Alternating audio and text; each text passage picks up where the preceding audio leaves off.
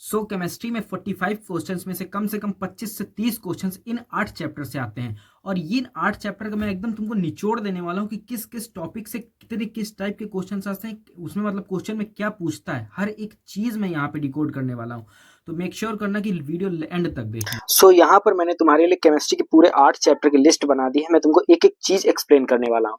तो सबसे पहले देखो, केमिकल बॉन्डिंग तुमको ये एक बेसिक ऑफ केमिस्ट्री है। मतलब पूरी केमिस्ट्री अगर तुमको पढ़नी है तो तुमको केमिकल बॉन्डिंग चैप्टर पढ़ना ही पड़ेगा। यहाँ से हाइब्रिडाइजेशन से क्वेश्चन आते हैं, वेस्पर थ्योरी से क्वेश्चन आते हैं, एमओटी से क्वेश्चन आते हैं और शेप ऑफ मॉलिक्यूल से भी क्वेश्चन आते हैं। मतलब एक एक चीज, मतलब मैं तुमको टॉपिक वाइज बता रहा हूँ कि किस किस टॉपिक को तुम एक इंडिपेंडेंट इन टॉपिक को तुम इंडिपेंडेंटली भी पढ़ सकते हो।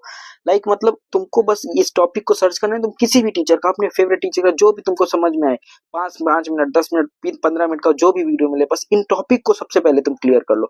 और उसके बाद आता है हमारा जीओसी, सबसे ज्यादा हाई वेटेज चैप्टर पूरी केमिस्ट्री का। और इस चैप्टर को मैंने किसी भी टॉपिक में डिवाइड नहीं किया है, क्योंकि ये पूरा का पूरा चैप्टर ही ऐसा, जीओसी 1 जीओसी 2 दोनों चैप्टर ऐसे हैं, मतलब पूरे एकदम इंपॉर्टेंट है, कहीं से भी क्वेश्चन आ जाता है।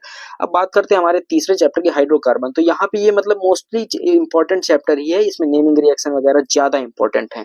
अब बात करते हैं फोर्थ चैप्टर की, हमारा इलेक्ट्रोकेमिस्ट्री चैप्टर आता है। तो इसमें हमारे टॉपिक आते हैं नर्स इक्वेशन से, या फिर नर्स इक्वेशन की एप्लीकेशन से क्वेश्चन आ जाता है, या फिर कंडक्टेंस से क्वेश्चन आ सकता है, फैराडे लॉ से क्वेश्चन आ सकता है, या फिर अब मैं तुमको लास्ट टॉपिक बताने वाला हूँ, प्रोडक्ट ऑफ इलेक्ट्रोलिसिस बेस, या फिर इसके एप्लीकेशन से भी क्वेश्चन आ जाते हैं। मतलब कि अगर कोई तुमको रिएक्शन बताना है तो उसका एप्लीकेशन से भी क्वेश्चन पूछ सकता है इस चैप्टर में।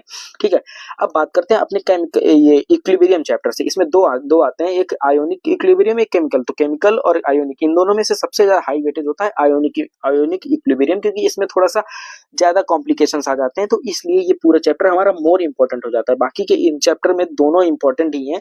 और मैंने यहाँ पे कुछ कुछ चैप्टर में टॉपिक नहीं लिखे, क्योंकि ये मतलब इतने छोटे छोटे टॉपिक हैं। जैसे पी ब्लॉक छोटा सा टॉपिक है, या फिर मतलब छोटा टॉपिक, चैप्टर थोड़ा बड़ा है, लेकिन कहने का मतलब है कि उतना ज्यादा इसमें ऐसा कोई टॉपिक नहीं है जहां से एकदम हाईली कॉन्सेप्चुअल क्वेश्चन आएगा। तो इन चैप्टर्स को तुमको एकदम अपने अकॉर्डिंग पढ़ना है।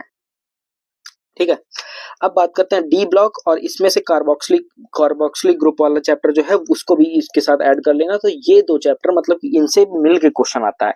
अब बात करते हैं कोऑर्डिनेशन कंपाउंड। कोऑर्डिनेशन कंपाउंड जो होता है, ये चैप्टर भी हमारा, इसमें मतलब मैंने कोई टॉपिक बाइफरकेट नहीं किया है, बस इतने मैंने तुमको सबसे पहले तो ये 8 चैप्टर बता दिए। अब मैं तुमको इंडिविजुअल टॉपिक्स बताने वाला हूँ जो हाईली इंपॉर्टेंट होते हैं, जहां से एक एक क्वेश्चन आना कन्फर्म है, कन्फर्म। तो सॉल्यूशन चैप्टर से भी आ जाता है, सॉल्युबिलिटी वगैरह, या फिर क्या कहते हैं, प्रैक्टिकल केमिस्ट्री से इसी से आ जाता है क्वेश्चन की, मतलब ये मोलैरिटी ये तो मतलब मोल कॉन्सेप्ट का हो गया, लेकिन इस क्या कहते हैं, सॉल्यूशन से ही रिलेटेड क्वेश्चन होते हैं। अब बात करते हैं मोल कॉन्सेप्ट। मोल कॉन्सेप्ट में परसेंटेज वाला क्वेश्चन जो आता है, कि मतलब ये दो चीज का परसेंटेज दे देगा और तीसरे का निकालना रहेगा, या फिर उसी तरीके से कुछ ना कुछ घुमा के उस चैप्टर में, मतलब जो टेबल बना करके आंसर निकालते हैं ना, वो वाला तुम एकदम कर लेना, वो क्वेश्चन पक्का से पक्का आएगा।